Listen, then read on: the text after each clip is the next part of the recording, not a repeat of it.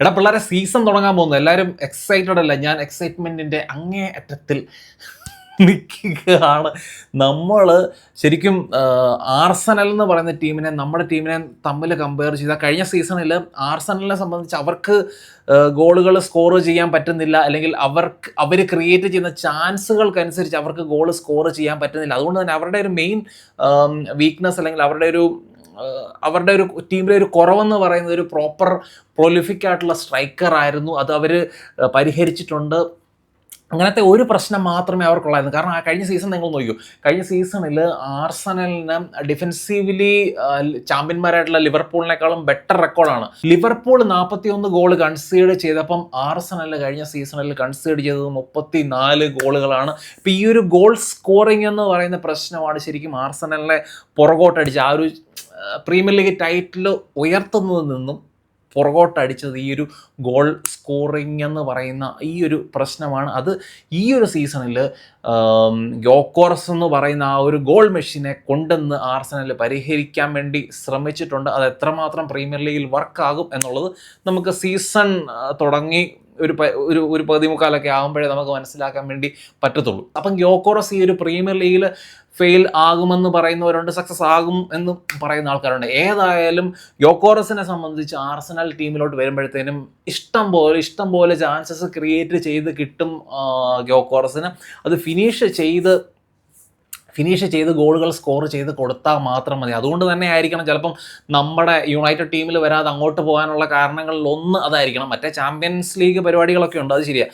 അതല്ലാതെ ഇപ്പം കുറേ കൂടെ സ്റ്റേബിൾ ആയിട്ടുള്ള ടീം ആർസനലാണ്. ആർസനലിൽ ചെന്നാൽ എന്താണെങ്കിലും ചാൻസസ് കിട്ടും, ഗോളുകൾ സ്കോർ ചെയ്യാനുള്ള ചാൻസസ് കൂടുതലാണെന്നുള്ള ആ ഒരു ഫാക്ടറൊക്കെ കാണും ഗ്യോക്കോറസിന്. കാരണം കഴിഞ്ഞ സീസണിൽ നമ്മൾ ആർസനലിനെ നോക്കി, ആർസനൽ ഡ്രോ ആയത് ഏകദേശം എനിക്ക് തോന്നുന്ന ഒരു 10-18 മാച്ചസോളം അവർ ഡ്രോ ആയിട്ടുണ്ട്. അപ്പോൾ ആ മാച്ചസിലൊക്കെ ഓപ്പോസിഷൻ്റെയും ആർസനലിനെ നമ്മൾ XG ഒക്കെ നോക്കിയാൽ ഭയങ്കര കൂടുതൽ ആർസനലിൽ XG. അപ്പോൾ അവർക്ക് ആ ഒരു ക്ലിനിക്കൽ ഫിനിഷർ, ആ ഒരു പ്രൊലിഫിക് ഗോൾ സ്കോറർ ഇല്ലാത്തതുകൊണ്ട് മാത്രമാണ് കഴിഞ്ഞ സീസണിൽ അവർ ആ ഒരു സെക്കൻഡ് പൊസിഷനിൽ പോയ. കഴിഞ്ഞ 3 സീസണായിട്ട് കണ്ടിന്യൂസ് ആയിട്ട് അവർ ഈ സെക്കൻഡ് പൊസിഷനിൽ തന്നെ നിൽക്കുകയാണ്. അപ്പം ഗ്യോക്കോറസ് ആയിരിക്കാം ചിലപ്പം ഈ ഒരു സീസണിൽ അവരെ ആ ഒരു ടൈറ്റിൽ ലിഫ്റ്റ് ചെയ്യാൻ വേണ്ടി സഹായിക്കാൻ വേണ്ടി പോകുന്നത്. പക്ഷേ നമുക്കെല്ലാവർക്കും അറിയാം ഗ്യോക്കോറസ് ആയിരുന്നില്ല ആർസനലിൻ്റെ പ്രൈമറി ടാർഗറ്റ്. അവരുടെ പ്രൈമറി ടാർഗറ്റാണ് നമ്മുടെ നമ്പർ 9 നമ്മളെ ജോയിൻ ചെയ്ത ബെഞ്ചമിൻ സെസ്കോ. കാരണം ബെഞ്ചമിൻ സെസ്കോ കുറേ കൂടെ ഇപ്പം ആർട്ടറ്റാക്ക് ആഗ്രഹിക്കുന്ന പോലെ ഓൺ ദ ബോൾ കുറേ കൂടെ ബെറ്റർ ആയിട്ട് ആ ഒരു ലിങ്കപ്പിലൊക്കെ കുറേ കൂടെ ഇൻവോൾവ് ആകാൻ പറ്റുന്ന, ഏരിയലി ഇപ്പം ആർസനലാണെങ്കിലും സെറ്റ് പീസസിൻ്റെ കാര്യത്തിൽ ആർസനൽ കുറേ ബെറ്ററാണ്. അപ്പോൾ അതുകൊണ്ട് ആ സെറ്റ് പീസസിനെ ടാർഗറ്റ് ചെയ്യാൻ പറ്റുന്ന തരം പ്ലെയർ.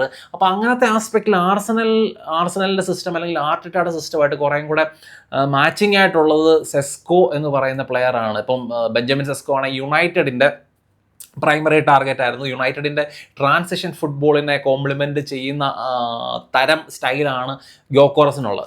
അപ്പം എന്താണെങ്കിലും രണ്ടുപേരും രണ്ട് ടീമിനെയാണ് ജോയിൻ ചെയ്തിരിക്കുന്നത്. ആരെവിടെ സക്സസ് ആകും എന്നുള്ളതൊക്കെ നമുക്ക് മുന്നോട്ട് നോക്കിക്കാണാൻ മാത്രമേ പറ്റത്തുള്ളൂ. ഇപ്പം ഏതായാലും ഓൾഡ് ട്രാഫോർഡിൽ കളിക്കുമ്പം എനിക്ക് എൻ്റേതായ ഒരു കോൺഫിഡൻസ് ഉണ്ട്. നമ്മൾ ആർസനൽ എത്ര വലിയ ടീമാണെങ്കിലും, എത്ര നമ്മളെക്കാൾ ഒത്തിരി സുപ്പീരിയർ ടീമാണ് ആർസനൽ ഓവറോൾ എന്ന് വെച്ചാൽ ടീമിൻ്റെ ഒരു ഓവറോൾ ആസ്പെക്റ്റിൽ, ഓവറോൾ ബാലൻസിൻ്റെ കാര്യത്തിലൊക്കെ നമ്മളെക്കാളും ബെറ്ററാണ് ആർസനൽ. പക്ഷേ ഓൾഡ് ട്രാഫോർഡ് എന്ന് പറയുന്ന ഒരു ഫാക്ടറുണ്ട്.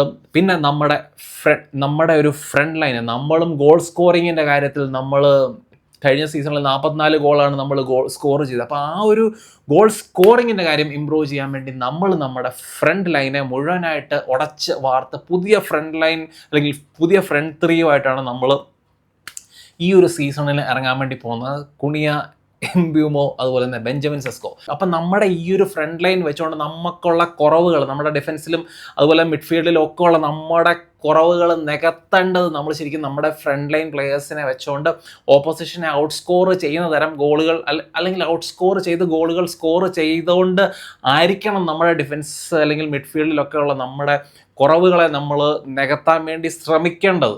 അപ്പം ആർസനൽ എന്താണെങ്കിലും യുണൈറ്റഡിൻ്റെ മിഡ്ഫീൽഡിനെ ഡോമിനേറ്റ് ചെയ്യാനും നല്ല രീതിയിൽ യുണൈറ്റഡിൻ്റെ ഡിഫൻസിനെ ടെസ്റ്റ് ചെയ്യാനും ഒക്കെ ശ്രമിക്കും. കാരണം നമ്മുടെ മിഡ്ഫീൽഡ് ഭയങ്കര വീക്കറാണ്. ഇനിയിപ്പം നാളെ ബ്രൂണോ ആണോ നമ്പർ 8 കളിക്കാൻ പോകുന്നത് ഒരു പിടുത്തമില്ല. കാരണം നമ്മുടെ ടീം നോക്കിയാൽ ബാലൻസിൻ്റെ കാര്യത്തിൽ നമ്മുടെ ടീം കുറച്ച് പുറകോട്ടാണ്. കാരണം എവിടെ നോക്കിയാലും നമ്പർ 10s ആണ്. Kuniya, Mbeumo, Bruno Fernandes, Amad, ഇവരെല്ലാവരും കളിക്കുന്നുണ്ട് ടീമിൽ. ഇവരുടെയൊക്കെ നാച്ചുറൽ പൊസിഷൻ എന്ന് പറയുന്നത് നമ്പർ 10 ആണ്. അപ്പം മിഡ്ഫീൽഡിൽ നമ്മൾ സൈനിങ് നടത്തുമോ ഇല്ലയോ എന്നുള്ള കാര്യത്തിലും ഇതുവരെയായിട്ട് നമുക്കൊരു ഉറപ്പൊന്നുമില്ല. നാളത്തെ മാച്ചിൽ എന്താണെങ്കിലും ആർസണലിൽ നമ്മുടെ മിഡ്ഫീൽഡിനെയും ഡിഫൻസിനെയൊക്കെ പ്രോപ്പറായിട്ട് ടെസ്റ്റ് ചെയ്ത് സെൻട്രലി നമ്മളെ കീറി മുറിക്കാൻ വേണ്ടി തന്നെ ശ്രമിക്കും. അതേസമയം നമ്മൾ ചെയ്യേണ്ട കാര്യം എന്ന് പറയുന്നത് നമ്മുടെ സ്ട്രെങ്തിനനുസരിച്ച് യുണൈറ്റഡ് കളിക്കുക എന്നുള്ളതാണ്. നമ്മുടെ സ്ട്രെങ്ത് നമുക്ക് എല്ലാവർക്കും അറിയാം, ട്രാൻസിഷൻ, ക്വിക്ക് ഫുട്ബോൾ, ആ ഒരു വെർട്ടിക്കാലിറ്റി, ഡയറക്ട്നെസ് നമ്മൾ മാക്സിമം നമ്മുടെ ഗെയിമിൽ കൊണ്ടുവരാൻ വേണ്ടി ശ്രമിക്കണം. ആർസണലിൽ അവരുടെ ബോൾ പൊസിഷനും കാര്യങ്ങളും ഒക്കെ അവർ വെച്ചോട്ടെ. അവർ നമ്മളെ ബോൾ പൊസിഷൻ്റെ കാര്യത്തിൽ ഓൾഡ് ട്രാഫോർഡിൽ വന്നിട്ട് ഡോമിനേറ്റ് ചെയ്തോട്ട് ഒരു കുഴപ്പമില്ല. നമ്മൾ പേഷ്യൻ്റ്ലി വെയിറ്റ് ചെയ്യുക, ബോൾ വിൻ ചെയ്യുക, ട്രാൻസിഷൻസിൽ അവരെ ഹിറ്റ് ചെയ്യുക, അവരെ ഇങ്ങോട്ട് അറ്റാക്കിൽ എന്നാ പറയുന്നത്, അവരുടെ അറ്റാക്ക് അബ്സോർബ് ചെയ്തുകൊണ്ട് ബോൾ വിൻ ചെയ്ത് അവരെ ടാർഗറ്റ് ചെയ്ത്, അല്ലെങ്കിൽ അവരുടെ വിങ്ങുകളെ അവരുടെ ഫുൾ ബാക്സ് ഒക്കെ ഭയങ്കര ഒത്തിരി മുന്നോട്ട് അറ്റാക്കിൽ ഇൻവോൾവ് ആയിട്ട് മുന്നോട്ട് വരും. അപ്പോൾ അതുകൊണ്ട് തന്നെ സ്പേസസ് എന്താണേലും ആർസണലിൻ്റെ വിങ്ങുകളിൽ കാണും. ആർസണലിൻ്റെ ആ വിങ് വഴി പല ടീമുകളും പ്രീ സീസണിലൊക്കെ അവർക്കെതിരെ ട്രാൻസിഷൻ ഫുട്ബോൾ കളിച്ച് ഗോളുകൾ സ്കോർ ചെയ്യുന്നുണ്ട്. അതുകൊണ്ട് തന്നെ നമ്മുടെ ആ ഒരു സ്ട്രെങ്ത് ഈ ഒരു ടീമിനെതിരെ അപ്ലൈ ചെയ്യണം.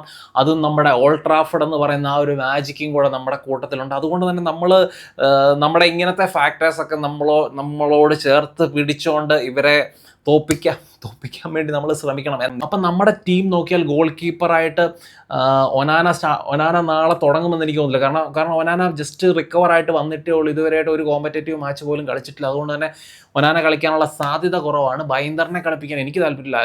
അതിപ്പോൾ ടോം ഹീറ്റൺ കളിക്കുന്ന അത് പ്രീ സീസണിൽ കണ്ടതുമാണ്. ടോം ഹീറ്റൺ വരുമ്പോൾ കുറേ കൂടെ കൺവിൻസിങ് ആണ് ടോം ഹീറ്റൺ.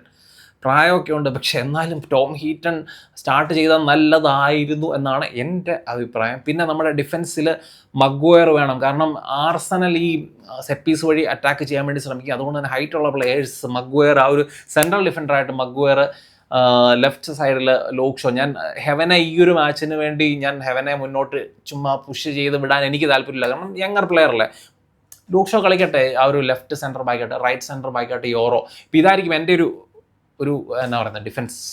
പിന്നെ ഡിഫൻസിന് മുന്നേ എന്താണേലും ബ്രൂണോ ഫെർണാണ്ടസ്, അതുപോലെ തന്നെ ബ്രൂണോ ഫെർണാണ്ടസിൻ്റെ കൂടെ കസമീറോ ആണ് ഞാൻ പെയർ ചെയ്യാൻ വേണ്ടി ആഗ്രഹിക്കുന്നത്. ബ്രൂണോ ഫെർണാണ്ടസ് ആ ഒരു നമ്പർ 8 കളിക്കുന്നതിൽ ഇപ്പോഴും എനിക്ക് നല്ല ആശങ്കയും പ്രശ്നങ്ങളും ഉണ്ട്.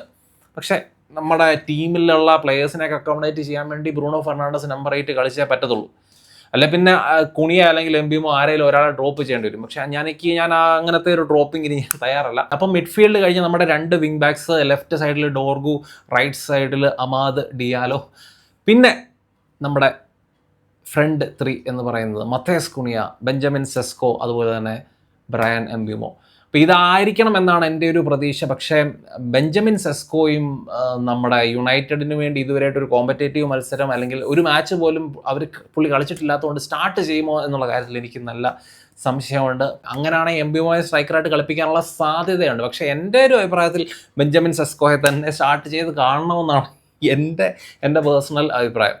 അപ്പം നമ്മുടെ ഓൾഡ് ട്രാഫോർഡ് എന്ന് പറയുന്ന ഫാക്ടർ നമ്മളെ ജയത്തിലേക്ക് നമ്മളെ എത്തിക്കും. നമ്മുടെ സ്ട്രെങ്തിനനുസരിച്ച് നമ്മൾ കളിച്ച് ആർസണലിനെ തോൽപ്പിക്കാം എന്ന് തന്നെയാണ് എൻ്റെ ഒരു വിശ്വാസം. അത്ര എളുപ്പമൊന്നുമല്ല. അപ്പം 2-1 യുണൈറ്റഡ്, ഇതാണ് എൻ്റെ ഒരു പ്രഡിക്ഷൻ. പക്ഷേ എൻ്റെ ബ്രെയിൻ പറയുന്നത് ഒരു സമനില, 1-1 സമനിലയാകാനുള്ള സാധ്യത ഉണ്ടെന്നാണ് പറയുന്നത്. അപ്പം നിങ്ങളുടെ അഭിപ്രായങ്ങൾ ചാനൽ കമൻസ് ആയിട്ട് ഇടുക.